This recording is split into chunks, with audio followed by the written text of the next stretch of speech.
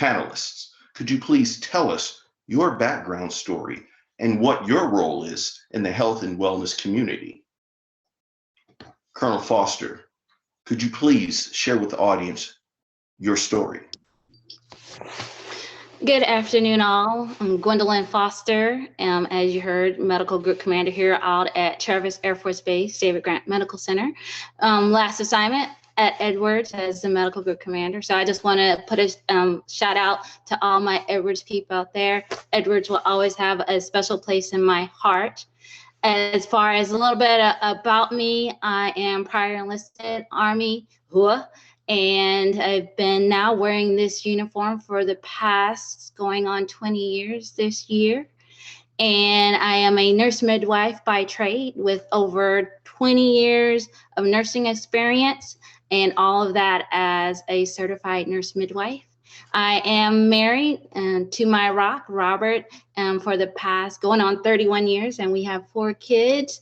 The youngest is 17 and will be leaving the nest this year. And so I am very excited to be on this panel and just share some of the things that have helped me through this definitely unprecedented times. And so I look forward to it. Thank you. Thank you, Colonel Foster. Chaplain Clark, could you please share with the audience your story? Absolutely. Firstly, thank you all for having me today. My name is Jay Clark, one of the chaplains here at Edwards Air Force Base. I truly am honored to hold such a position. A little biographical sketch. I was born in Michigan, in Detroit. Lived there until kind of my elementary school years. Moved to California for about 3 years, middle school. But most of my life after that was in Tennessee until we joined active duty about 3 years ago. I'm married to my wife of 16 years, April. We have 2 little ones, 8 years old and 4 years old. They are joys to our lives. For sake of this conversation and just so you all know me a little bit, I'm an Anglican priest who happens to get to serve here. Like I said, at Edwards, I've been doing some form of ministerial service, whether civilian or active duty now for about 20 years. Edwards is a first assignment. We're absolutely loving it, loving the Air Force. Along with these chaplain duties that I get to do day in and day out. Base leadership here at Edwards has trusted, this is a shameless plug, by the way, entrusted us to lead these hard talks every week, where we offer members of the base population the opportunity to just share about their Air Force experience, their life experience. And it's a rare opportunity to just get to share and hear others' experience. That's the end of that shameless plug. Like I said, we're loving this time in the Air Force. Thank you for having me. As long as the Air Force allows me to do this, we'll be here in service. Thank you, Chaplain Clark. Mrs. Joseph, could you please share with the audience your story? Yes, good afternoon, everyone. I hope everyone is doing well and you can hear me clearly. My name is Daphne Joseph, and as previously mentioned, I am located all the way in Miami, Florida, and I'm here today to serve as the health educator specialist as I do here in Miami Gardens, well, in Miami, Florida. I do serve as the Community Clinical Linkage Program Manager here in Miami for the City of Miami Gardens, which is funded by the CDC, also known as the Center for Disease and Control and Prevention. I also wear a founder and CEO hat with my nonprofit Powerhouse Holistic Health Education Organization, where with both roles, I do promote health and wellness as far as maintaining a healthy diet, exercising, learning about nutrition and health and how it contributes to your overall wellness.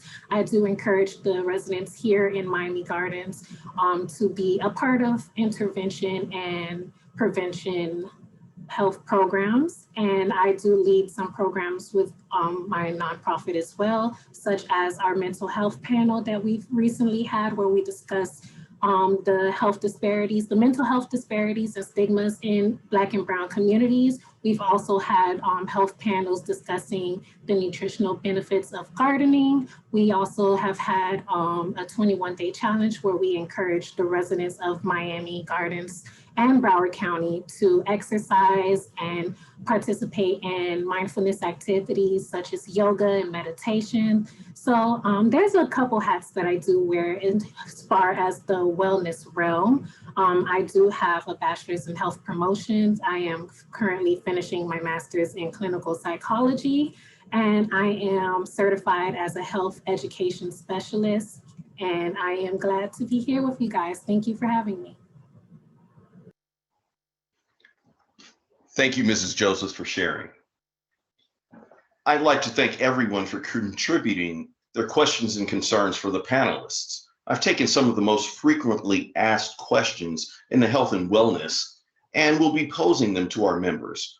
Okay, panelists, you'll have 2 minutes to give your response.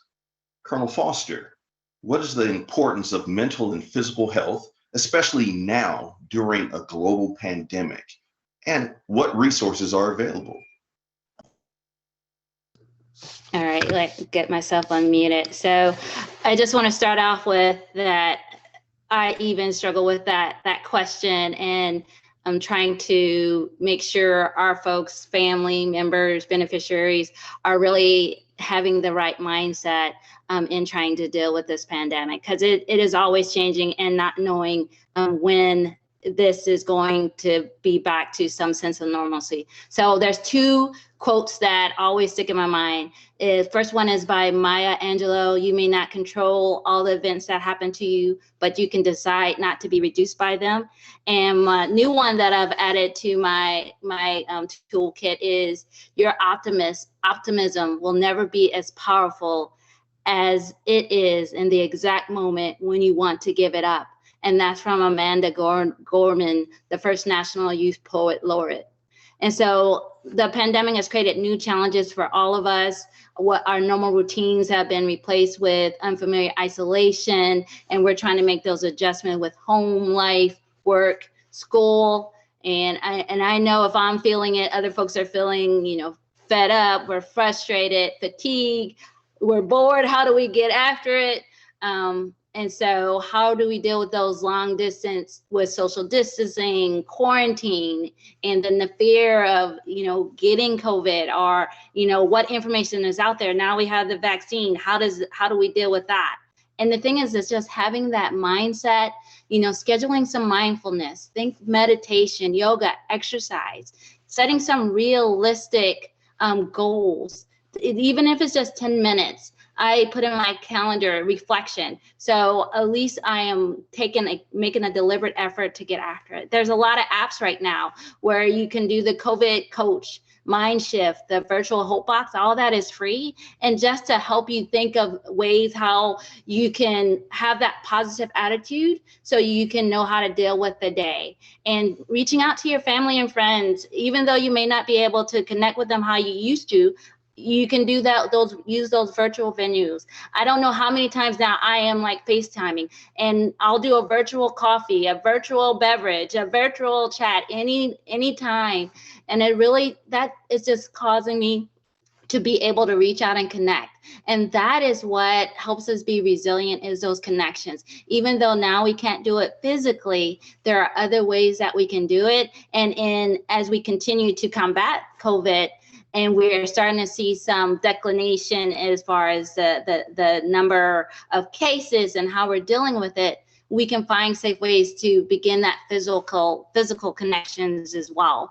And you'll always have a health worker, mental health is there, but if you don't want to reach out to them, you have Military One Source, you have MPLAC. So there is always a way to reach out and to find that person that you can feel that even when you're feeling overwhelmed, you can be yourself, you can be vulnerable, and we are going to get through this together.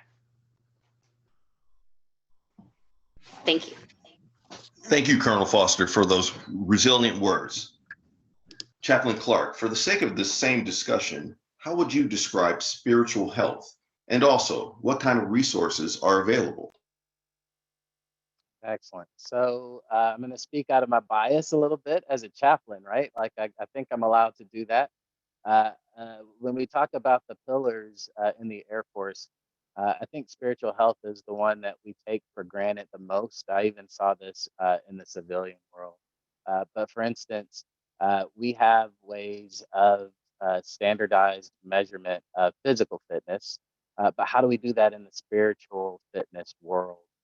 It's not an easy answer, right? And I get that. And I experienced that personally myself. I had a wing chaplain who would speak to spiritual fitness as a way of if you were to cut a person open, right, and try to find that something inside that you can't see and you can't touch, and yet it affects every facet and aspect of their life. It affects their mental ability, their physical ability. That's part of the spiritual piece that we're speaking to. Personally, I believe that spirituality can be compared to a journey, and that in itself is also kind of hard to measure because it's not about the final destination. It's really about experiencing the opportunities in the moment and along the way. I love the title of this panel, even honoring the past, securing the future. I think that's what a spiritual journey absolutely does. It allows us to be fully present in our time because of the recognition of work of so many people in our past, while we understand that we have a duty to be a part of the story of so many people that will come after us, right? And so, just like Colonel Foster said, we will persevere together. In terms of resources, I think resources are all around us, right? And of course, chaplains are available to you. This one is absolutely. We're available 24/7. So if it's an emergency, you can call and somebody's carrying the duty phone. But let's say that you don't have access to us immediately. And given the current status of the pandemic, uh, a number of people are finding alternative ways of visiting their houses of worship in person. And so I want to challenge everyone, regardless of what your faith tradition is, continue to practice your faith and realize that we're all just trying to figure this out. I mean, I've experimented even personally on how to practice my faith without being in person leading a congregation. It's not always the best fix, but try that virtual gathering. See how you can connect that way. Most congregations aren't even fully limiting physical contact. So go and be a part of it. As long as you're physically responsible, consider being more pronounced in your role of service, of volunteerism in your congregation. A staple for me in terms of my spiritual health is meditating, praying. I like to make music. I'm not great at it, but I like to make music. Prayer and meditation aren't always with words. It's often finding life-giving moments in the experiences in nature. Even in the desert here in Edwards, there's a whole lot of life. And I like to experience that on walks and with my kids. I'm not a swimmer, but I like to experience life around water. So we'll go to the beach or find a lake and just let nature kind of speak to us in the moment. As a parent and as a spouse, it's been a great form of spiritual growth for me and for my family to have conversations about our own journeys. It's helping form my kids' spiritual formation, and it's a really cool opportunity. And then I get to learn more about my spouse's spiritual formation. So we're getting to know each other that way. And then those conversations spill out into other family members as I have Zoom calls with mom and dad, with my brother. Those things are good. I like to read books too, books that challenge my own religious convictions and my own religious understandings. It broadens my horizons. It allows me to get to know some of these people who are involved in this history that I'm honoring, the shoulders, if you will, that I'm standing on that make me look tall, and I know that I'm not as tall as they are, and sometimes I feel unworthy, but it allows me into their space to learn their story. So for you all, if you're an artisan, hey, practice your craft, uh, try a new medium, learn a new language, hike a new trail, look into the night sky. It's all around us, ways that we can experience spiritual growth and things that are out there for us. It's just that sometimes we are so oblivious to what's around us because of what we had as well. I think that's all I have to answer that question, and I look forward to more being able to clarify here with some more questions. Thank you, Chaplain Clark, for your sound and spiritual words.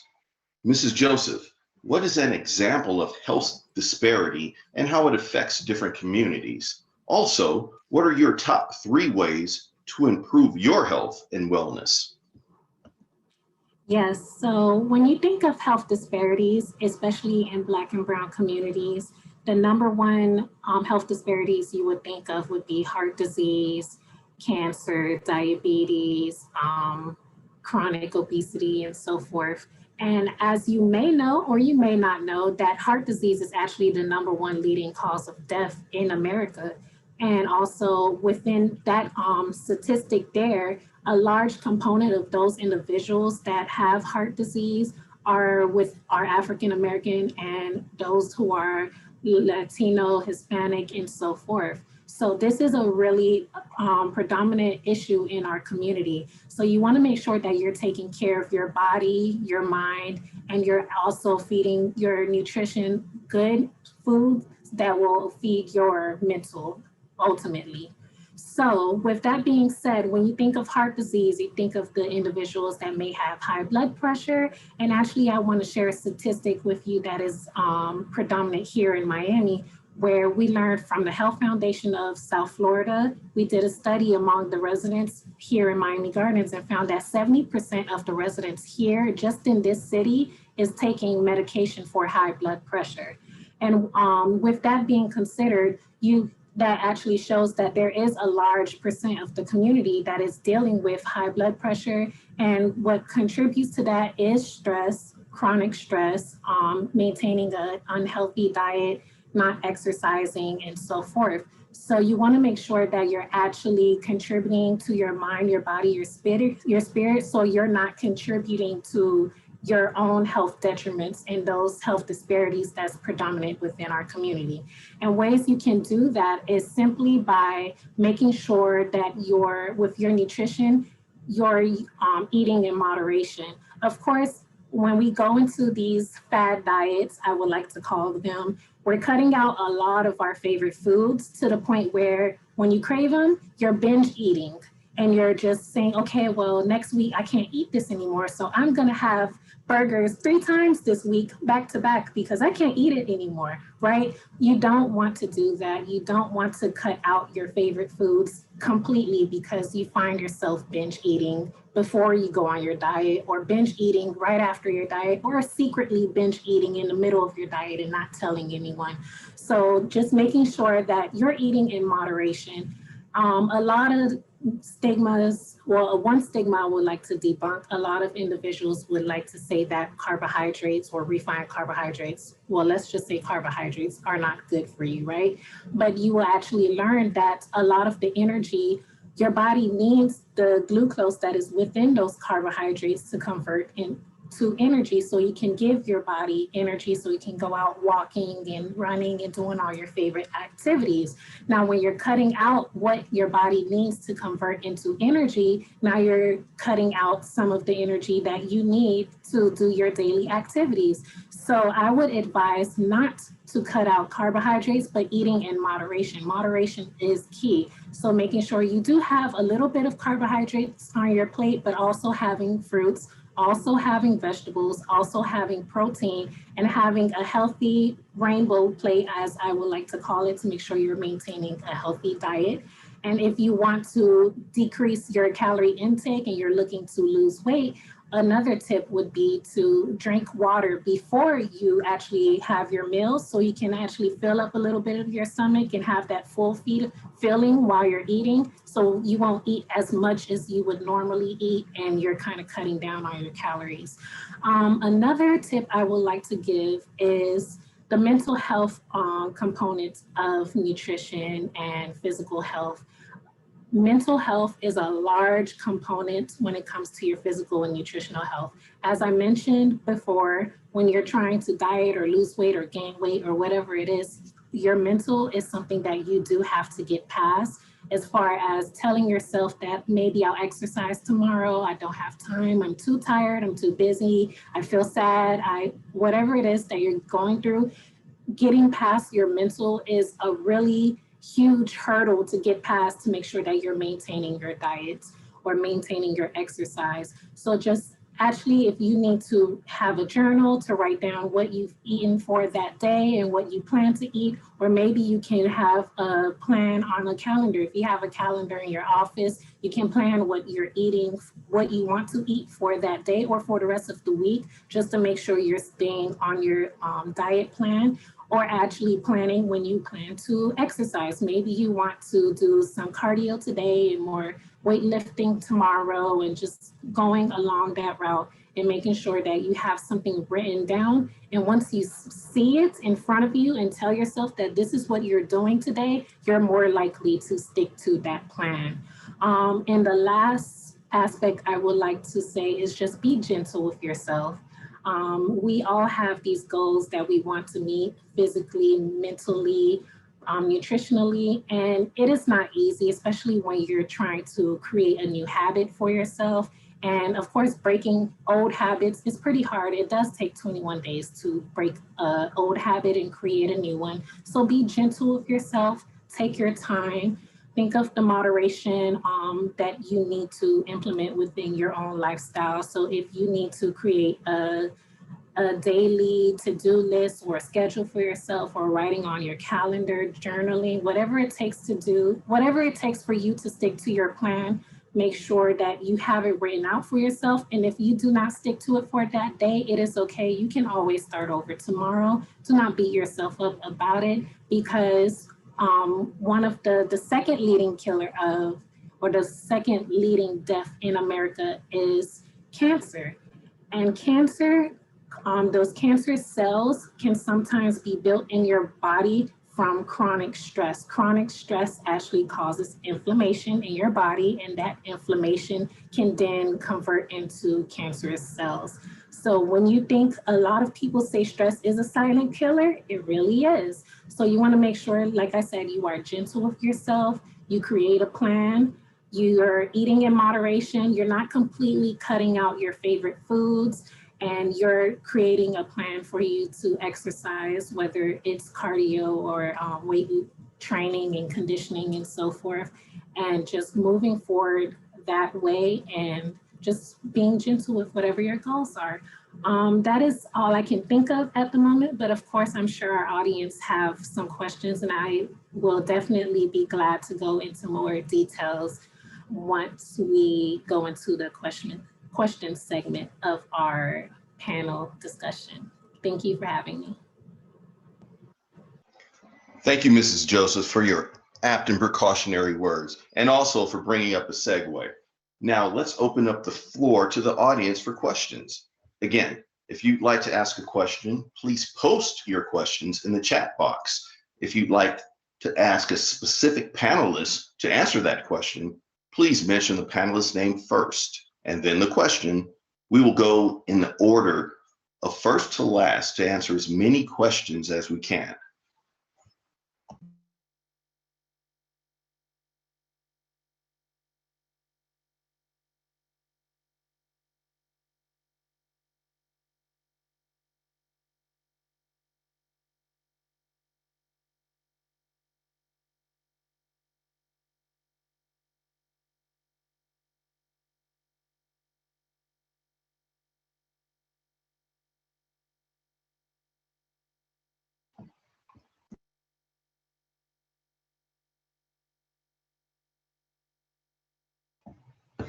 We have our first question. With COVID, what are some ways to help children through this pandemic?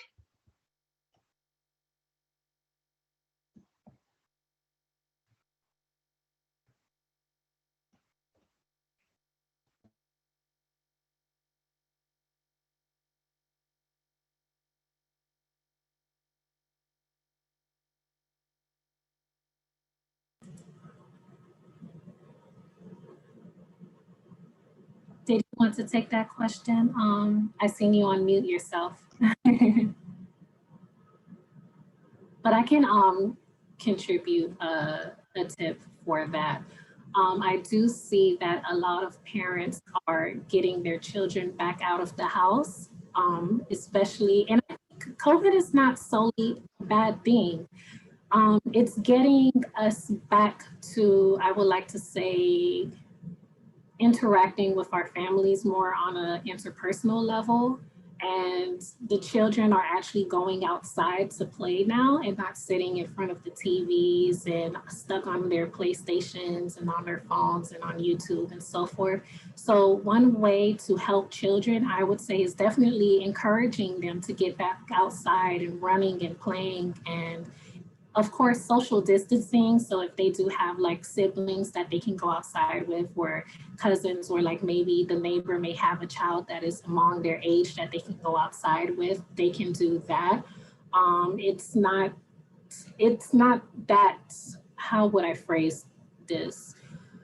As long as they're social distancing, but also interacting with other children their age in moderation. Now, if they are back in school and they're finding themselves in mask all day and they're not able to do or like see their friends like they used to because their desks are 6 feet apart and so forth, another way to help the children mentally with COVID, I believe, would be getting them into some mindfulness activities as well. I do some mindfulness activities with the children here in Miami Gardens, and we are teaching them how to do yoga and meditate. We're also doing cooking activities with them. So those are some things that you can actually do with them. Some of the activities we're doing with my nonprofit Powerhouse Holistic Health are actually virtual. So if you are interested in your child being a part of those activities, then you can always visit our website, which is myphhealth.org.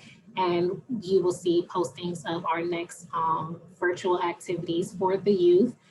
If you have a young girl and she's interested in dancing, then she can do some of our dance activities, which is virtual.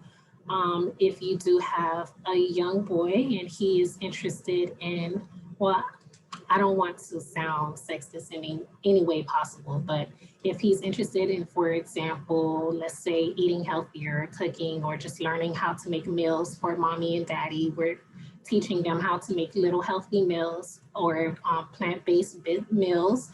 And that can be something that is fun for them to do in the house when they're like confined in the house and they're not able to interact with their friends. At least that way they're doing some activities with other children and meeting other children around the nation through virtual learning activities. So that is one thing I would say that can help children during the pandemic. And I just want to add with, for children, some of the things that we've seen that have been helpful, especially those that are still having to do all online and don't have the opportunity to actually go into a physical classroom, is setting up a place that is for school.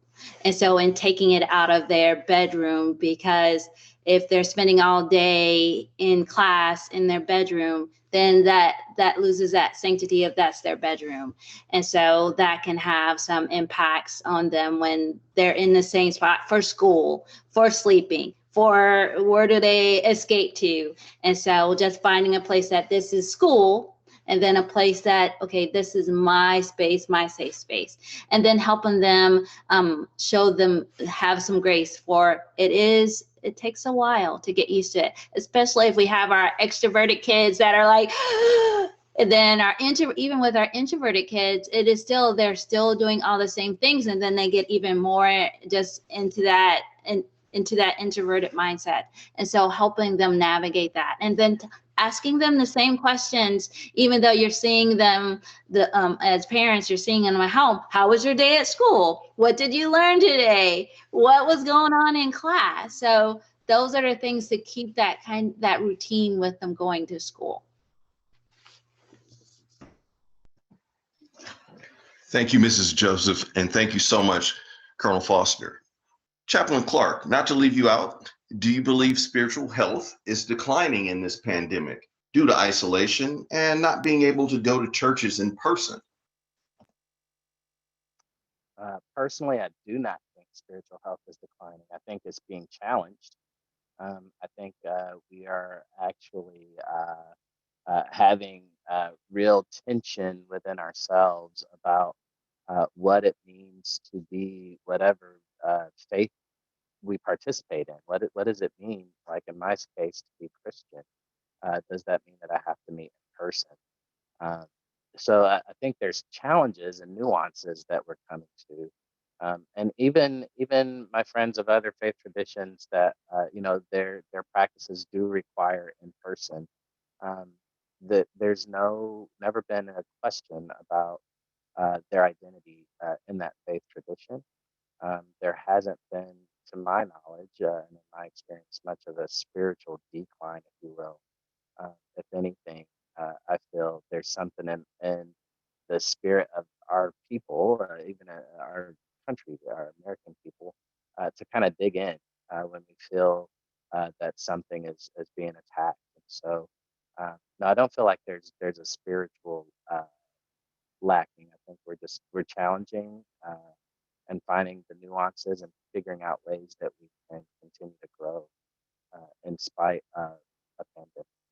With the release of the COVID vaccine, there are a lot of reservations within the Black community. What would be your advice to those who are hesitant about that?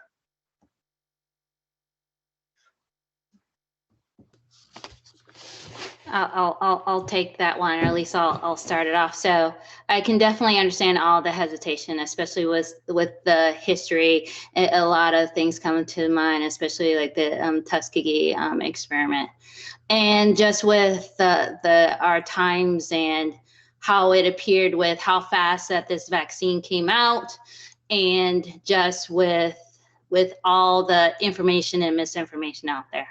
Being a healthcare provider, I encourage my family, my coworkers, my teammates to get the vaccine.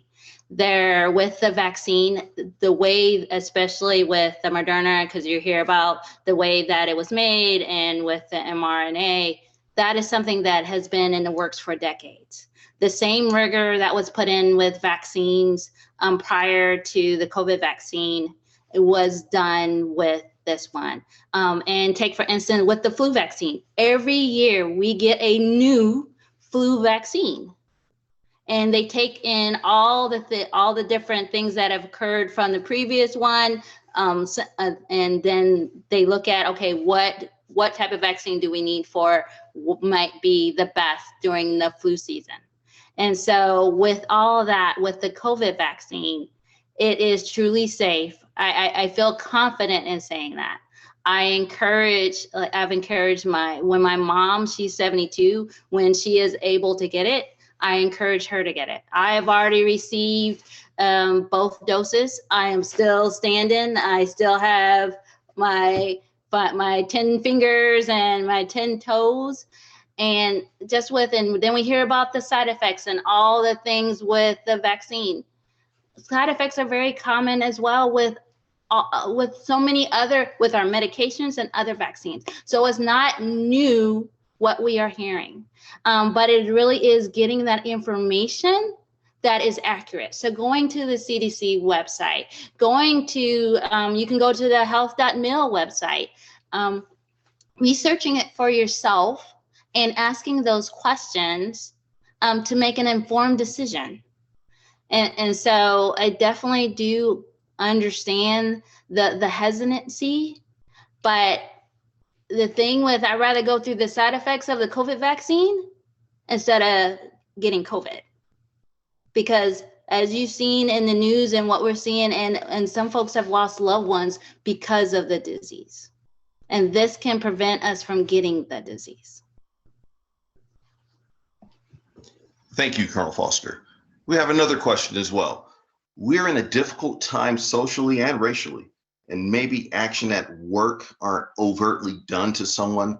Covertly, attitudes can be seen. For an example, if a person speaks loudly to express his point, he's only passionate. When someone else speaks and another person disagrees with their tone and passion, It's the angry Black woman syndrome. How can we speak to leaders to understand this?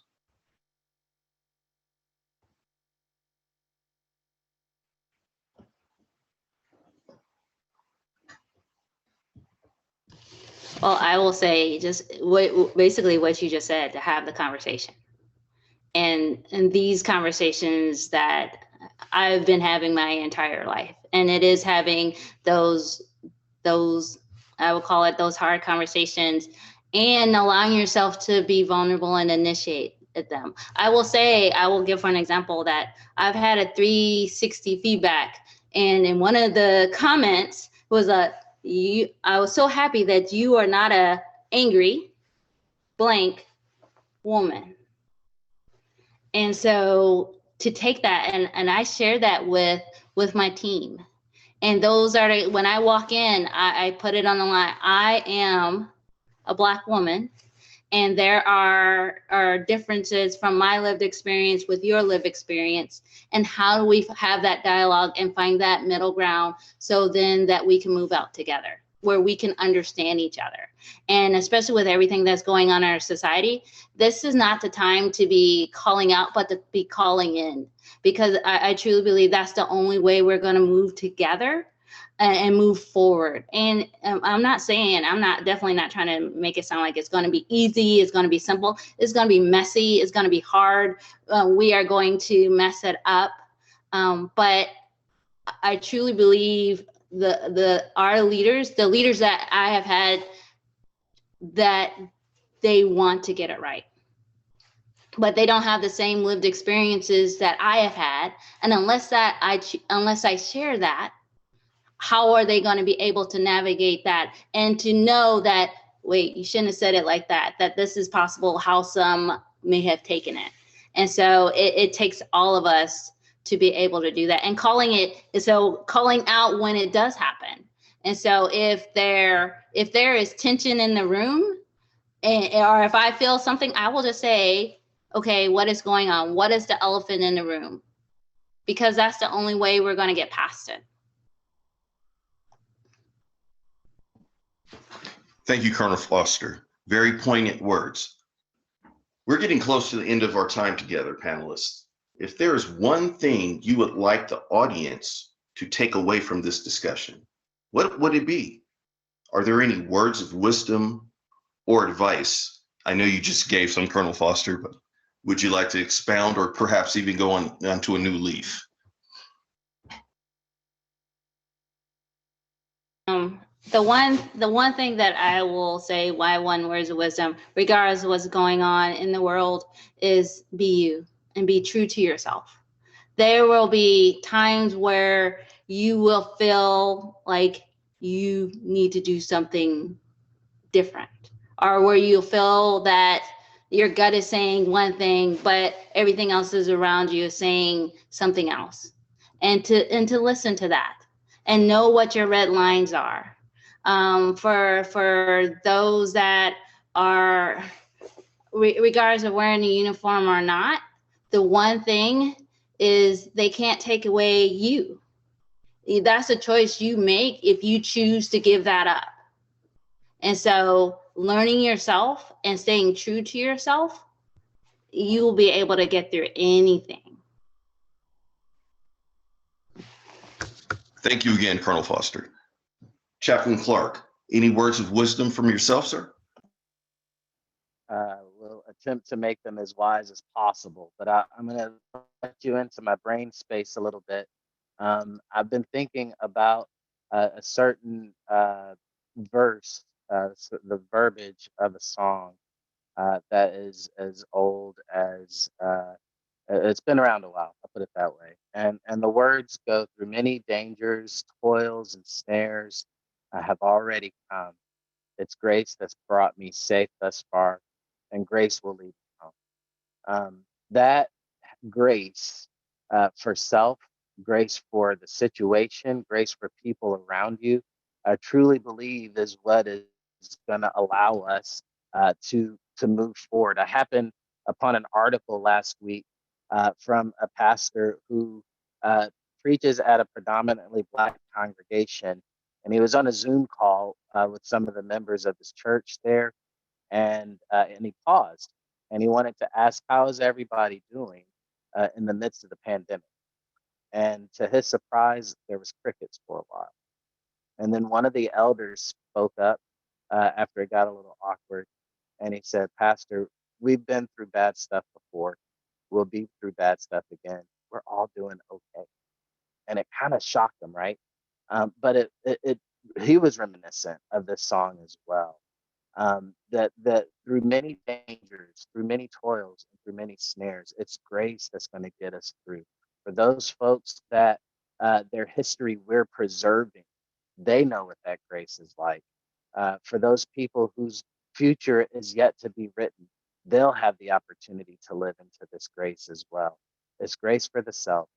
Have grace for yourself. Have grace for the circumstance around you. Have grace for the people around you as we're all experiencing this together. And when I say that we're standing on the shoulders of giants, many of these giants faced adversity far worse than this.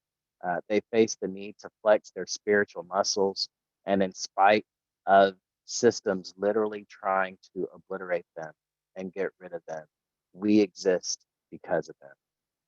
Think about that. We are all the product of some survivor, some group of survivors who had to live into that grace, and it led them home. And we're on a similar journey. Thank you very much, Chaplain Clark. Mrs. Joseph, do you have any words of wisdom to share? Yes, and I'll be very brief with my words of wisdom. 2 words that I would like, well, it's technically 3 words that I would like to leave with our audience is balance and self-care. Just remembering that not to neglect your self-care. So whatever activities it is that brings you joy, peace, and happiness, whether it's going out to the beach. I know the Edwards base is a little far from the beach, so it might be a little weekend drive for you guys. Going out to the beach, or whether it's going to the park, taking a morning walk.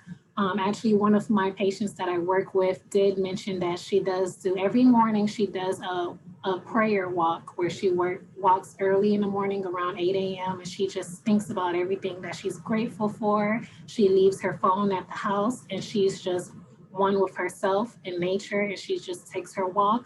Whatever it is that brings you peace, make sure you do not neglect that activity. You can do it once a day, take 30 minutes out the day to do that activity, or maybe once a week if you have a really busy schedule where you take Sunday and make that your self-care day, or Saturday can be your self-care day, and just making sure that you're taking time out of your busy schedule for yourself and creating that balance. And when I also want to emphasize the word balance, and understand that there will be hardship. I think the year 2021 has illustrated that for us. There will be hardship, but there will also be good moments where we can actually share gratitude, and we can also be grateful for the things we have and experiences that we've had. And if you do find yourself in a moment where you're experiencing stress and anxiety or even depression, just being introspective, going into yourself, taking a deep breath in through your nose, out through your mouth, and just recognizing the source of that stress and creating a balance for that stress. So if your stress is coming from work, then making sure you're creating a time during your work to focus on your breathing, or just walk outside and focus on your gratitude, or whatever it is that you can do to create balance within your life. Make sure you're doing that. Do not neglect your self-care, and make sure you're maintaining balance within your life. That is my word of wisdom for tonight. Thank you, Mrs. Joseph. So we're going to go back a bit because there's another question in the chat and we don't want to leave anyone out.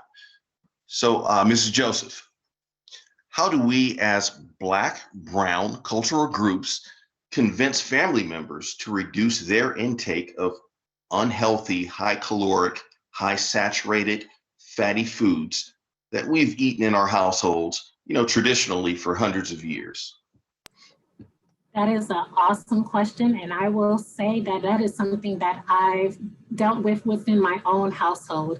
I will share that I do have a Caribbean background where my family is Haitian, and if you know anything about Caribbean backgrounds, we love our rice, we love our jerk chicken, our curry goats, our whatever it is, we season our meats. We make sure we have all our rices, our pastas, everything that is, it tastes really good, but it's very unhealthy. And the reason why our family is so really like headstrong about our foods is because that's what we grew up with. That's what we were exposed to. And we weren't really exposed to too much outside foods because we grew up eating pretty much the same foods, the foods of our culture. So the best way to really get your household outside to actually try different foods, honestly, is by cooking them. Expose them to those different foods. They're not trying them because they haven't been exposed to it. So personally, this last Thanksgiving, I made a batch of sauteed vegetables. I actually had two dishes of different ways that I cook vegetables, and I just forced everybody to put some on your plate. I don't care if it looks like it's nasty, it was too green, it don't look like it's, no, put it on your plate and try it. It's not bad. And when they realize, this is good, then they'll start asking, how did you make this? What's in this? How can I send me the recipe? And they'll actually start to like it, and they'll actually start picking up on your habits, even if you don't take the route of forcing your family to eat more vegetables and more fruits and so forth. You can actually just implement that diet within yourself, and they'll actually start to pick up on your habits. Me personally, I've been vegetarian for 3 years.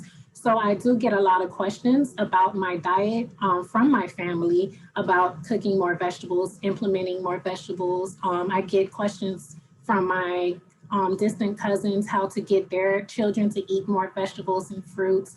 So honestly, I would definitely say it is all about exposure, getting your family to try those different foods, or just leaving that little bug in their head to let them know that, it is possible. You can have a plant-based diet. You don't have to cut meat out of your diet completely, but you can try different things that would create a more healthy habit for yourself.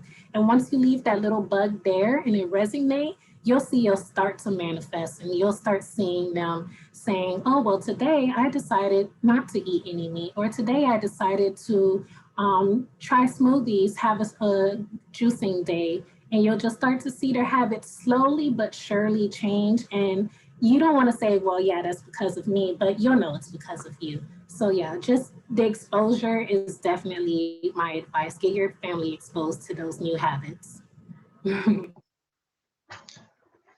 Thank you, Mrs. Joseph, for your words of wisdom. And bragging rights is also good too. So with that, and to close, I'd like to thank all of our panel members, along with the Black History Month Observance Committee, for creating such a profound and amazing experience today. I'd also like to thank the 412 Maintenance Group for their support. I sincerely hope you all received something special and beneficial from today's forum, and thank you so much for attending, and have a wonderful Air Force Day.